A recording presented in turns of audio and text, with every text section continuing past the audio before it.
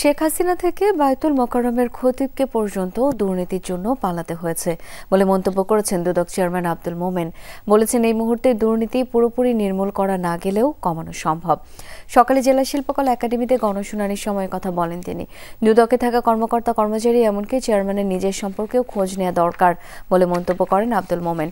দুদক chairman আরও বলেন, নিজ সন্তানের কাছে দুর্নীতিগ্রস্ত প্রমাণ হওয়ার চেয়ে লজ্জার আর কিছু নেই। যদি প্রত্যেকে পারস্পরিক আন্তরিক হওয়া যায় তবে দুর্নীতি কমে আসবে বলেন তিনি। গণশুনানিতে জেলা জেনারেল হাসপাতাল, বিআরটিএ, চিনিকল, পৌরসভা, এলজিইডি, থানা, জেলা ও ভূমি অফিস সহ বেশ কিছু অফিসের দুর্নীতি নিয়ে অভিযোগ আনা হয়। কাজেই আমি বোধহয় দাবি নিয়ে বলতে পারি, দুর্নীতি একেবারে নির্মূল হয়ে যাবে এই মুহূর্তে আমি এটাও মনে করি না। গ্র্যাজুয়ালি আমাদের সেই পথে আসতে হবে এবং আপনারা যদি চান, আপনারা যদি কন্ট্রিবিউট করেন, কেন হবে না?